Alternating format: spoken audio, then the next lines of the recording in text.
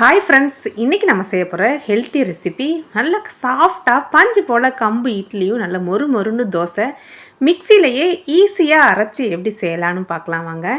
இதுக்கு நான் 3 கப்பு அளவுக்கு கம்பு எடுத்துக்கிறேங்க. நீங்கள் உங்களுக்கு இருக்க கப்பில் எதில் வேணாலும் மெஷர் பண்ணி எடுத்துக்கலாம். எல்லாமே ஒரே கப்லேயே மெஷர் பண்ணிக்கோங்க. அதே கப்லேயே ஒரு 3/4 கப் அளவுக்கு உளுந்து எடுத்துக்கிறேன். நீங்கள் தோல் உளுந்து கூட யூஸ் பண்ணுங்கள், இன்னும் ஹெல்த்தியாக இருக்கும். 1/4 கப் அளவுக்கு பாசிப்பயிறு, 1/2 ஸ்பூன் அளவுக்கு வெந்தயம் சேர்த்து நல்லா தண்ணி சேர்த்து ஒரு 3லேருந்து 4 டைம் நல்லா வாஷ் பண்ணிடலாங்க. இது மூழ்கிற அளவுக்கு தண்ணி சேர்த்து ஓவர் நைட்டு ஊற வச்சிடலாம். ஒரு 7லேருந்து 8 மணி நேரம் ஊற வச்சுருங்க. அப்போ தான் நமக்கு கம்பு நல்லா அரைப்படும். பாருங்கள், இந்த அளவுக்கு ஊறி வரணும். இதை ஒரு 3-4 டைம் வாஷ் பண்ணிடலாம். அதுக்கப்புறம் மிக்சியில் சேர்த்துக்கலாம். இப்போ ஊற வச்ச எல்லாத்தையும் இந்த மாதிரி ஒரு மிக்சி ஜாருக்கு மாற்றிக்கலாம். மிக்சி ஜாருக்கு மாற்றி தண்ணி அதிகமாக சேர்த்துறாதீங்க. நமக்கு நல்லா ஊறிடுச்சுனாலே நல்லா அரைப்பட்டுரும். பாருங்கள், இந்த அளவுக்காவது கெட்டியாக இருக்கணும். இதை கொஞ்சம் நரப்பாக அரைச்சிக்கலாம். ரொம்ப ஃபைனாக மைய அரைச்சிடாதீங்க. கொஞ்சம் நரப்பாக கொஞ்சம் கெட்டியாக அரைச்சிக்கலாம். தண்ணி அதிகமாக சேர்த்துடக்கூடாது. அப்போ தான் நமக்கு இட்லி பர்ஃபெக்டாக வரும். இப்போ நான் ஒரு 3 பேட்சாக பிரித்து அரைச்சி இந்த மாதிரி ஒரு மிக்சிங் பவுலுக்கு சேர்த்துக்கிறேன். இந்த மாவுக்கு தேவையான அளவு உப்பு சேர்த்து நல்லா கையை வச்சு நல்லா கலந்து விட்டுறலாங்க. கலந்து விட்டு ஒரு 5லேருந்து 6 மணி நேரம் இதை நாம் மூடி வச்சு புளிக்க விட்டுறலாம்.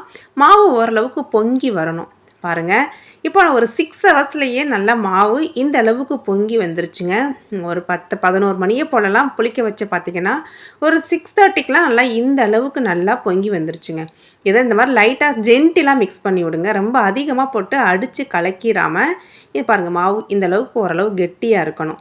இதை அப்படியே அந்த ஏர் பபிள்ஸோடு சேர்த்து நம்ம சூடான இட்லி பாத்திரத்துக்கு மாற்றிடலாங்க.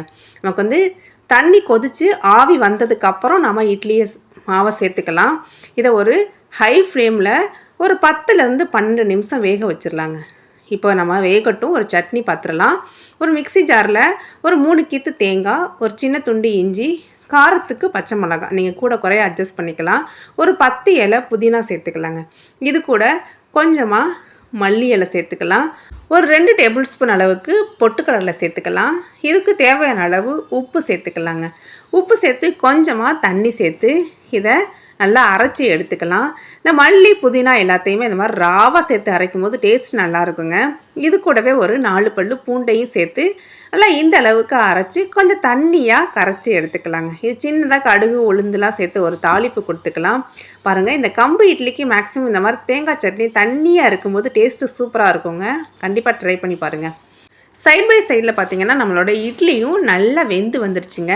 இது மிக்சியில் அரைச்சாலுமே நமக்கு இட்லி நல்லா சாஃப்டாக டேஸ்ட்டாக வருங்க. பாருங்கள், நமக்கு துணியிலலாம் ஒட்டாமல் நல்லா வருங்க. கண்டிப்பாக இந்த மாதிரி மெத்தடில் நீங்களும் ட்ரை பண்ணி பாருங்கள். கிரைண்டரில் அரைச்சி கஷ்டப்படாமல் நம்ம ஈஸியாகவே இதை செஞ்சிடலாம். இதே மாவை வச்சு நாம் தோசையும் செய்யலாங்க. தோசை நல்லா கிறிஸ்பியாக நல்லா மொறு மொறுன்னு இருக்குங்க. கண்டிப்பாக கிட்ஸுக்கெலாம் நல்லா நெய் ஊற்றி செஞ்சு கொடுங்க, லைக் பண்ணி சாப்பிடுவாங்க. நல்லா தேவையான அளவு எண்ணெய் விட்டு நல்லா இதை மூடி வச்சு நல்லா வேக வச்சு எடுத்தோன்னா இந்த கிறிஸ்பி கம்பு தோசை ரெடிங்க. இதை திருப்பி போடணும்லாம் அவசியம் இல்லைங்க. நல்லா திருப்பி போடாமையே தோசை நல்லா சூப்பராக வெந்து வந்துடும். பாருங்கள், அவ்வளோதாங்க. நம்ம மொறு மொறு தோசை சாஃப்ட் இட்லி சூப்பராக ரெடியாகி வந்துடுச்சு. டயபெட்டிஸுக்கு ரொம்ப ரொம்ப நல்லதுங்க கம்பு. உடம்புக்கு குளிர்ச்சியை கொடுக்கக்கூடியது கம்பு. பாடி ஹீட் உள்ளவங்க நிறைய கம்பு சேர்த்துக்கங்க. இப்போ நான் இதிலேருந்து ஒரு இட்லி எடுத்து உங்களுக்கு பிச்சு காமிக்கிறேன். நமக்கு இட்லி எந்த அளவுக்கு வந்திருக்குன்னு பார்க்கலாம்.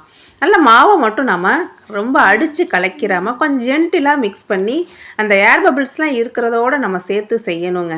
மாவை கொஞ்சம் கெட்டியாக கரைக்கணும். இதுதான் இந்த மாதிரி சின்ன சின்ன டிப்ஸ்லாம் ஃபாலோ பண்ணி செய்யும்போது நமக்கு இட்லி நல்லா பர்ஃபெக்டாக வந்துடும். இப்போ இது கூட நம்ம ரெடி பண்ணி சட்னியை வச்சு சர்வ் பண்ணோம் அப்படின்னா அவ்வளோ சூப்பராக இருக்குங்க. மஸ்ட்டு ட்ரை ரெசிப்பிங்க. இது மாதிரி நிறைய மில்லட்ஸ் வச்ச ரெசிபிஸ் நம்ம சேனலில் இருக்குங்க. குதிரைவாளி, சாமை, கம்பு, கருப்பு கவுனி, இது மாதிரி நிறைய ஸ்நாக்ஸ் ரெசிப்பியும் இது மாதிரி டிஃபன் ரெசிப்பியும் இருக்குது. மறக்காமல் செக் பண்ணி பாருங்கள். இப்போ தான் நம்ம சேனலை ஃபஸ்ட் டைம் பார்க்குறீங்க அப்படின்னா மறக்காமல் சப்ஸ்கிரைப் பண்ணி பெல் ஐக்கானையும் கிளிக் பண்ணுங்கள் ஃப்ரெண்ட்ஸ். தேங்க்ஸ் ஃபார் வாட்சிங்.